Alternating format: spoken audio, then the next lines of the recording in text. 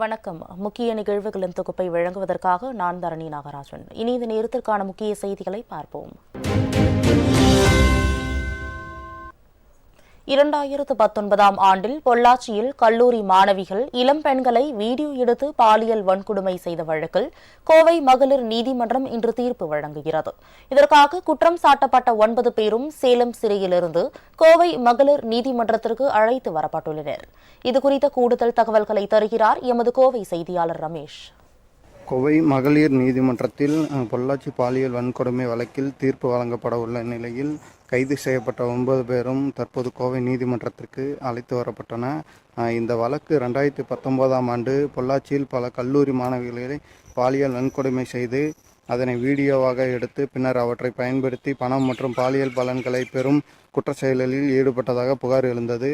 இந்த வழக்கில் சபரிராஜன், திருநாவுக்கரசு, வசந்தகுமார், அருளானந்தம், மணிவண்ணன், ஹேரன்பால், பாபு, அருண்குமார், சதீஷ் ஆகிய 9 பேர் கைது செய்யப்பட்டுள்ளனர். இந்த வழக்கு சிபிஐ விசாரணையின் கீழ் நடைபெற்று வருகிறது.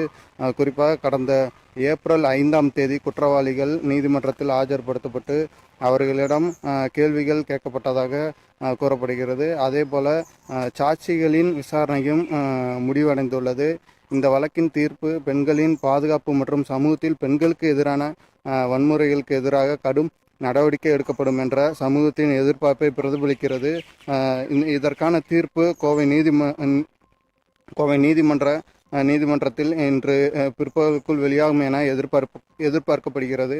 இந்த வழக்கின் தீர்ப்பு சமூகத்தில் பெண்களுக்கு எதிரான வன்முறைகளுக்கு எதிராக கடும் நடவடிக்கை எடுக்கப்படும் என கூறப்படுகிறது. அதேபோல இன்று தீர்ப்பு வழங்கப்பட உள்ள நிலையில் சேலம் மத்திய சிறையில் இருந்து கோவை நீதிமன்றத்துக்கு கைது செய்யப்பட்ட 9 பேரும் அழைத்து வரப்பட்டனர்.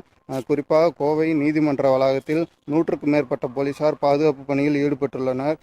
போலீசார் தடுப்புகள் அமைக்கப்பட்டு இந்த பாதுகாப்பு பணியில் ஈடுபட்டு வருகின்றனர்.